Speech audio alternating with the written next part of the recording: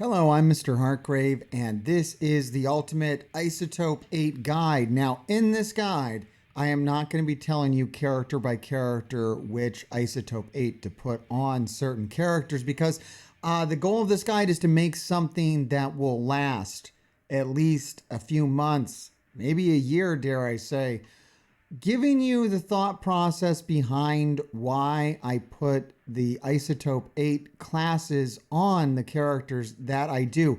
If you're just looking for specific information on characters and which Isotope 8 classes that I recommend for those characters, then I would suggest checking out the unlock guide that is also in the playlist that you are watching. This video is in that playlist. The unlock guide's in there. I update it every few months when I make these safe to build graphics. And when I run down these characters, I give you all the Isotope 8 on those. Plus, there's that fantastic What You Need to Know series. And I'll break down full teams and their Isotope 8 and all that. So this video, though, we're going to be looking at each class of Isotope 8 and kind of telling you what I look for when I say, okay, this guy's a striker, this guy's a skirmisher, this guy's a raider. What it is in the kit that leads me to make the selections that I do. First, we're going to look at the strikers, okay? And for me, Archangel's a very good example of what we're looking for in a striker, okay? He's got a couple other indicators on there. I can see you going with some other classes. Raider, skirmisher, viable. But what really locks in striker for me on a character like Archangel is passive damage. When you have something in the kit where he's going to do damage no matter what, when it's not even his turn, right? Attack the most injured enemy for 200% piercing on enemy death. Whenever an enemy dies, he's going to sling out damage, right? Another thing that says striker to me in a character's kit is piercing damage. When you see piercing damage, that usually indicates that you're going to want a striker. You're going to get a little more out of that. The more you see piercing damage in the kit, the more it leans towards striker, in my opinion. You're going to get more damage out of that if they're a striker. Another indicator, and it's still on Archangel, is if there's bleeds. If you see bleeds, striker is going to increase the power of those bleeds. So that's another thing. The other thing where we're going to use striker, and this is a little more tricky because it's going to require you to do some extra research, is to find out what their follow-up attack is going to be. So with a striker, when you hit into 2 stacks of vulnerable, you do a follow-up attack with your striker. And sometimes it'll have some of the extra characteristics of their basic that are very, very good. A prime example of this was Ghost. So Ghost was early on, back when we were first figuring out Isotope 8 classes. She was an excellent striker. The only class you would want on her is striker, because on her follow-up attack, she would reduce speed bar by 25% again, making it a 50% reduction. So it was easy to go, hey, this character's got to be a striker. We have not seen that mechanic in a while. I think the last time we saw that was with Sharon Carter. So Sharon Carter had the same kind of situation. She would come in raids, she would do the same thing Ghost would do, where she would hit twice and reduce speed bar by 50% instead of by 25%. So that's a mechanic to look for, although you don't see it as much. And yeah, Weaver's a contentious one. Like I said, for a lot of characters, there's flexibility. For a long time, I had Weaver as a skirmisher. Now I have as a striker. And it's not really because of her follow-up attack. With Weaver, it's more that when she kills things, it's better for her to kill things than other characters. Enemies killed by this character cannot revive. That's why she's a striker. Other great characters, other things to look for when you're looking for strikers are going to be like Black Panther, who, when he kills someone, he gets turn bar. You got to have him as a striker. You need that extra power. You want him doing those double taps. You want him to get the kills. When there's a character where you want them to get the kills, that is your striker. Same thing with Gamora, right? Gamora is another character that feeds off of kills. So you want her to be a striker. Plus, it fits into the team. In Infinity Watch, you have a team where it's all strikers and one skirmisher. Don't forget that how you have your team Isotope 8 set up is important as well. But this can help guide you to that. And we'll look at a few prominent teams at the end of this video as well, to kind of show you how maybe sometimes we break the rules. Maybe sometimes what would be a skirmisher is now a striker because of the way the team is made up and how it functions. But just looking at individual characters, the things we're looking at when we're picking strikers: piercing damage, passive damage, really good follow-up attacks that reduce turn bar or do something like phenomenal. You know, I don't know what's coming to the future of Marvel Strike Force, but like if on the double tap you do like trauma or something, or you got a character like Silver Surfer, and we haven't seen this mechanic in a while, where you hit, but then on the follow-up hit, like something entirely different happens. Like basically this mechanic only goes off if he hits twice. Only if he hits twice with his basic does like he transfer all positive effects from the primary target to this character. So yeah, there's interesting mechanics out there that can lead you to striker as well. But typically, like when I look at a kit for like Sunfire, right? This is an archetype that you're gonna see where it's piercing, you know, piercing on the basic. You got, I think there's piercing on the ultimate as well. Piercing on the ultimate as well, right? All of his attacks do piercing damage. All he does is damage. He doesn't drop any debuffs, right? When you have characters that don't drop debuffs other than bleeds. If he drops bleeds, great. That plays into striker as well. Okay. I think that pretty much lays out what I'm looking for in strikers. You're also typically going to find these characters are blasters. Just a lot of times when they make a character a blaster, they're a striker. It's kind of like coded that way. I don't know if we have a lot of blasters that are not strikers. Anyway, you got to let me know down in the comments. I could go down these rabbit holes all day, but for the sake of brevity, let's get into Fortifier. Fortifier is like the least used class in all of Marvel Strike Force, right? Like, look, this is it. This is it. Here's all my Fortifiers. What are we looking for when a character's a Fortifier? Well, they're not going to do much, right? They're going to barely take turns. Okay, like Mr. Sinister. Okay, what's he do? He comes out, he clones. He comes out, he does gene therapy. Neither of these moves hit anybody. So Fortifier or Healer is what you're going to be on this character. He's very rarely even going to do his basic. So what's the point of anything else? Right, when a character doesn't have anything to do. Shuri, what'd she come out and do? She comes out and hits her special. The next turn she heals. She barely ever hits anybody, right? This is a character you can make as a Fortifier. Typically, Fortifiers used on tanks, like Sif, Absorbing Man. Like, okay, Absorbing Man, he might not even be the best class for him to be a Fortifier, but because of the fact that I'm taking a Masters of Evil, my Masters of Evil right now in the game, against stronger teams, I need my tank to live. So when you need a character to live in any game mode, Fortifier is the best class. If they're not living when you need them to live, then you can throw Fortifier on them. Other than that, it's kind of a garbage class for garbage characters. There's not much to it. Captain America, I got Fortifier on him. You can put other classes on him. You can put Raider on him. But if he dies, that whole team falls apart. If your Captain America dies, then your Rebirth team falls apart. So I can't have him die. Fortifier it is, right? Fortifier it is. All right, that's Fortifier. Pretty simple on that one. Let's get into Healer. This is also a very simple choice. Once again, you're looking for a character that doesn't do much. Minerva, prime example of a healer, okay? This attack right here, mass phlebotomy, it's not going to benefit you very much. I mean, maybe you can use Skirmisher on that to put some vulnerable on the primary target. Cool, but her special does nothing. It's no attack. I mean, I'm going to say it does nothing. it doesn't benefit from Isotope 8 effects, is what I'm trying to say.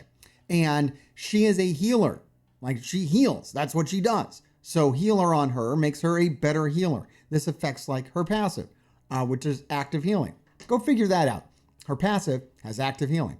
And look, I'm going to be honest. I don't really know what counts as active healing or passive healing half the damn time.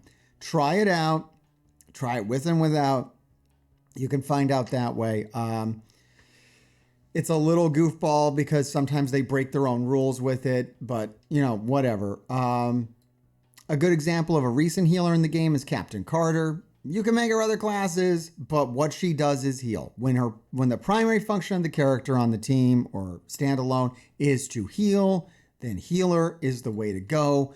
Although a lot of times, this is kind of a useless class as well. I'd say, I don't know, healer verges on being more useless than even fortifier, because the only place healer really kicks in is in raids.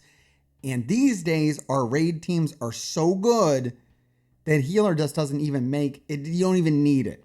Like, healer on beast used to be a really big deal.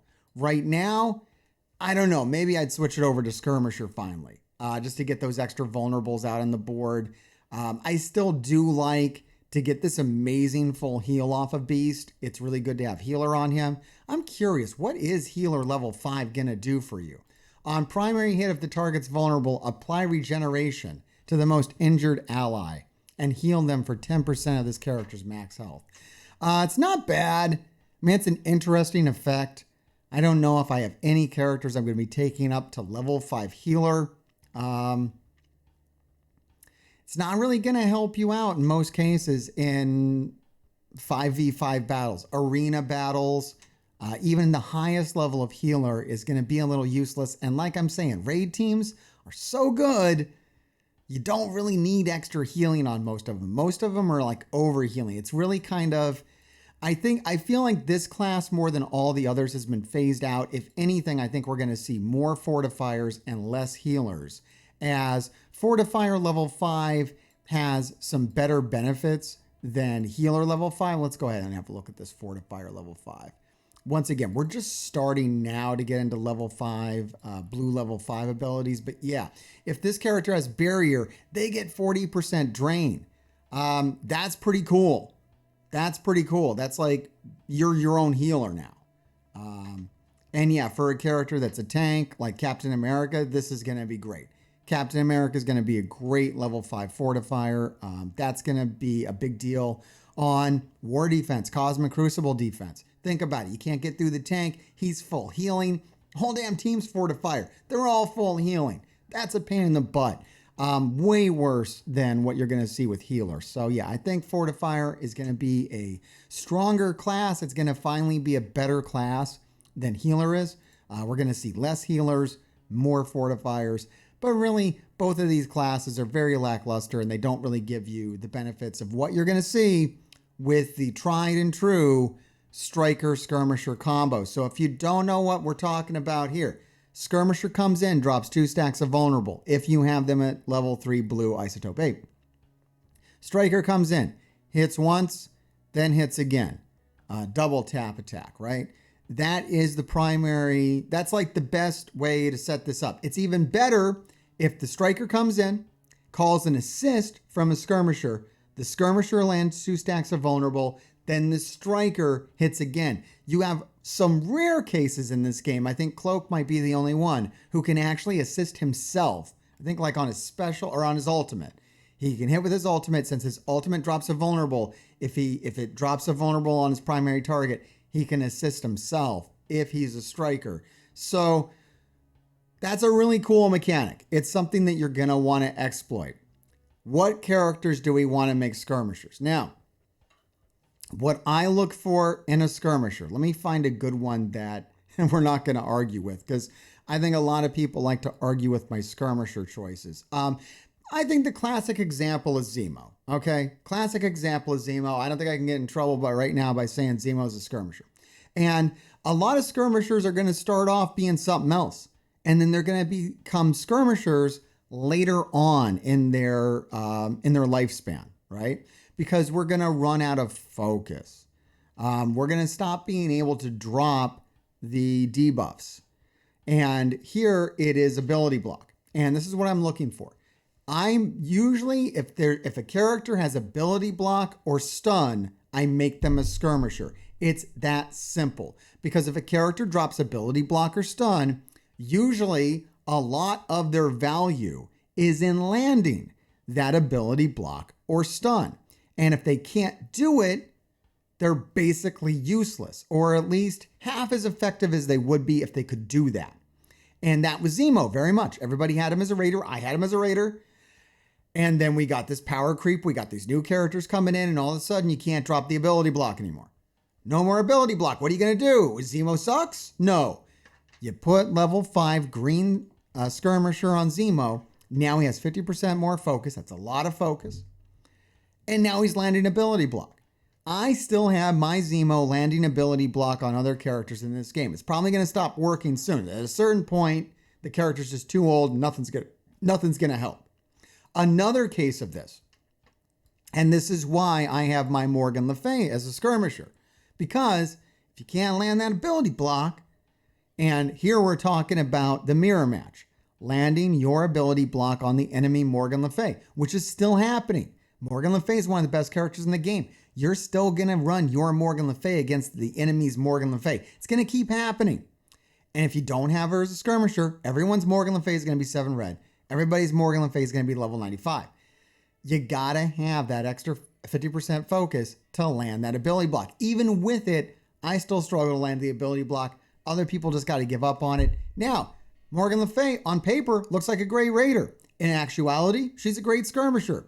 Me, I've locked in level 5 on, she's a great striker. In actuality, she's a great striker. I've locked in skirmisher at level 5 because I like her to land that damn ability block. And as this character ages, as Rogue ages, as Omega Red ages, we're going to need that higher focus to land that ability block. Unless a character has insane focus like Hela. My Hela is a striker, because on her ultimate, she has like plus 500% focus or 5,000% focus. She lands no matter what. And I like it when they do that because that kind of frees me up to do what I want to do, which is normally, make them a striker. But all right. Other times we go with skirmisher is when on the team, they are the designated skirmisher. On War Dogs or Wakanda, Okoye is the designated skirmisher because she assists on every move. So you make Okoye the skirmisher, you make everybody else a striker. Whenever they hit, Okoye assists, and then they hit again. We have that with Infinity Watch. We have that with War Dogs. So look for that mechanic as well. Dark Beast, also the designated skirmisher on his team. I have Magneto set as a skirmisher as well. That's because I want his blinds to land. I just want his blinds to land. I know he gets some extra focus. I know he has very high focus to begin with. He's going to be with this game for a long time. I like to just set these things to begin with.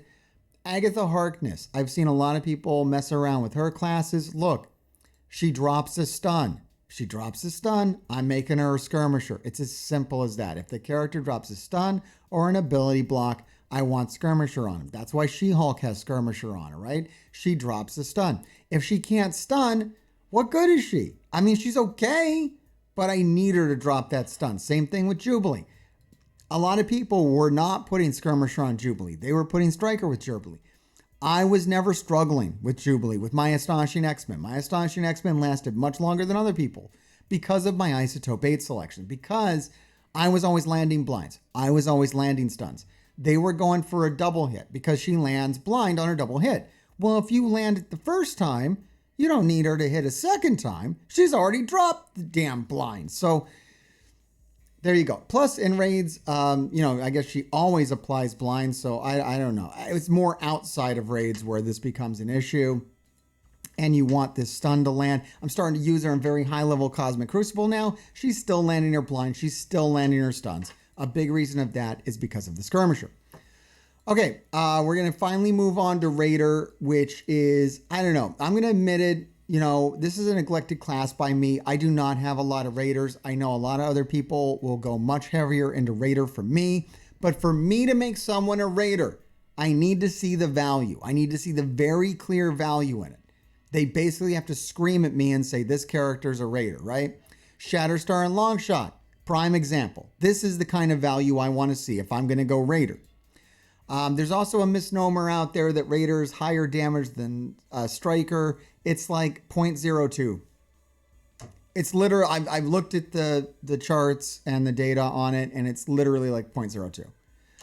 It's not a lot. And if you have one stack of deflect, you can't land any criticals, and there's no bonus at all. And then Striker is stronger. So there's that. In a big way, there's that. If you have a lot of unblockable moves, then it's better because then you're always going to be able to crit because they can't block. But if they can block, then your criticals get shut down, and then you're not doing that extra little tiny bit extra bit of damage. But there's ways to shut that down. There's ways to shut those criticals down. You can't shut down Striker. It's going to go through every time. And it's going to double tap. And if you get extra effects from that, it's going to do extra bleeds, extra damage. So it's only true on certain characters where you're going to get that extra damage. Only with certain team compositions are you going to get that extra damage. Only against certain targets. It's a lot of caveats, right? But what I like to see on this is the best, right? When you critical, it does something, right? When you critical on self or ally crit, bury yourself and X Factor allies for this character's health. That's what I want to see. I want to see something super powerful where if they crit or someone on their team crits, they get some kind of really big bonus. Another person that's going to get it for me is Iron Man. And normally I would make Iron Man a Striker. He's got a lot of piercing damage and whatnot. But he personally gets plus 40% more crit damage. That's going to put him over that 0.02. It's probably closer to like 0.2 or even a whole extra full point of damage, a whole extra 100% worth of damage over a Striker. If he was a Striker, not so much. I mean, also keep in mind, if he's a Striker and hits a critical, well, then he's doing more damage than Raider by a lot. But that's going to be unreliable, right? So I went with Striker on him just to make sure we're always getting that extra 40% crit damage. But yeah, that's another thing to keep in mind as well. If you add a character with high crit damage or high crit chance, it doesn't necessarily mean make him a Raider. You can make him a Striker. You'll hit for way more damage when you critical. It will be random, but you will have that possibility to do like mega damage, way more than Raider damage. Over time, the Raider damage would be higher, but a lot of times if you're playing a Scourge, you don't need damage over time. You need that one perfect run, that one critical that will kill that character that you need to take down at that certain time. So I don't know. I put more faith in Striker and my luck, I suppose, unless there's a really strong case for Raider. Another great character, another great example is Gambit. He doesn't get, I was on the fence with him, but really it's this evade. On critical, apply evade to self. Evade's extremely powerful. The more he criticals, the more evades he's throwing out there. And that's really, really strong and can't be ignored. They'll usually tell you in their kit when they're supposed to be a Raider. I initially missed it in Titania. That was my bad. But yeah, it's all over her kit that you need to make her. On crit, she gains deflect. And she also gains extra things from getting deflect. So yeah, she gets extra crit damage for the deflects, extra crit chance for every counter. So she just gets nuts. Like, she's a really good Raider. Yeah. That's what I'm looking for. Those are the classes. Let's go ahead and have a look at a couple of teams and show you how it comes together and what kind of things you're going to look for when you're putting these together. I think war teams show some of the best composition. So if you look at a team like Gamma, what you typically want is if you're going to do a Striker Skirmisher combo and you're not going to really have fortifiers or healers or raiders. So my Gamma is all Striker Skirmisher combo, right? That's a lot of people have like Red Hulk as a raider. That's going to change things up. What you're basically looking for when you're putting together a team, if you want to get the most out of striker skirmisher, is you want like 3 or 2 skirmishers and then either, 3 or 2 strikers. You want kind of an even balance, unless the team is set up for it, like War Dogs. Then you want 1 skirmisher, a Koi, and then everybody else striker. Honestly, I should have Shuri as a striker, but I got her as a fortifier. I don't know. It's working fine for me right now. I might change it later. Death Seed's another good one. That's where you can just have Beast as a skirmisher. Everybody else is a striker because he assists with everybody, including Magneto. But I got him as a skirmisher because I'm a weirdo.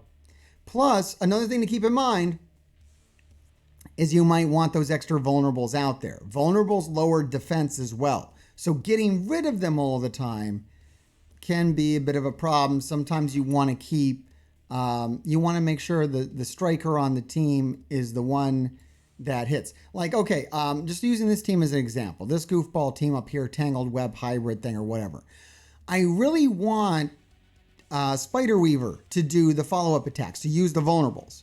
So it might make sense to remove Striker off of Noir and Striker off of Ghost Spider so that only Spider Weaver uses those vulnerables. Now, it's going to matter on how the turn meter stacks up. The way this stacks up is, and this is another reason why you want to pay attention to turn order when you do Striker Skirmisher combo. 2099 goes first, and then Weaver goes right after. So it doesn't really matter that there's other Strikers because 2099 is going to come through. Weaver's going to hit twice. Then you're all good.